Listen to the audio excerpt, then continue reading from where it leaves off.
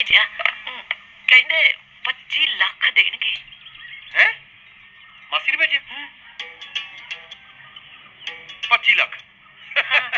ਇੱਧਰ ਤਾਂ ਦੇਖ ਲਾ 10,000 ਮੇਰੀ ਮਹੀਨੇ ਦੀ ਰਿਸ਼ਵਤ ਆ। ਹੈ ਇੱਕ ਕੁੜੀ ਆ ਮੁਨਸ਼ੀ 6 ਚਪਾਟੇ ਉਹਦੇ ਥੱਲੇ ਆ। 10,000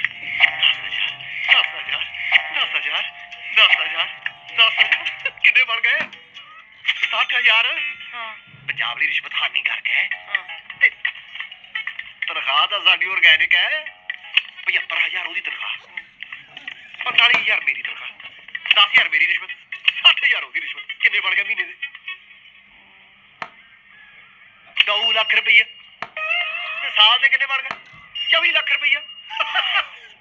ਓਏ ਆ ਤਾਂ ਮੈਂ ਸਾਲ ਚ ਪੂਰੇ ਕਰ ਦੇਣੇ ਆ। ਨਾਲੇ ਮਾਸੀ ਦੀ ਵਿਚੋਲਪੁਣੇ ਵਾਲੀ ਸ਼ਾਹ ਭੱਟ ਬਚ ਗਈ। ਆ ਮੈਨੂੰ ਲੱਗਦਾ ਜਿਹੜਾ ਮਦਰ ਇੰਡੀਆ ਵਾਲਾ ਲਾਲਾ ਸੀ ਇਹ ਪਿਛਲੇ ਜਨਮ ਚ ਮੈਂ ਹੀ ਸੀ।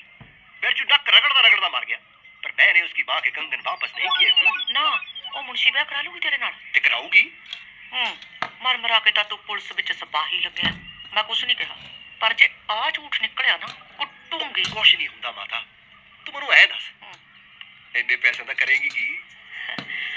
ਪਹਾੜਾਂ 'ਚ ਨਾ ਲੱਕੜ ਦਾ ਮਹਿਲ ਬਣਾਉਂਗੀ, ਝੌਂਪੜੀ ਦੀ ਛੱਤ ਵਾਲਾ, ਚੰਦਨ ਦੀ ਲੱਕੜ ਦਾ ਮੰਜਾ, ਲੱਕੜ ਦੀ ਬੱਗੀ ਬਣਵਾਉਂਗੀ ਗੋਰਿਆਂ ਦੀ ਰਾਣੀਆਂ ਨੇ। ਅਲੀ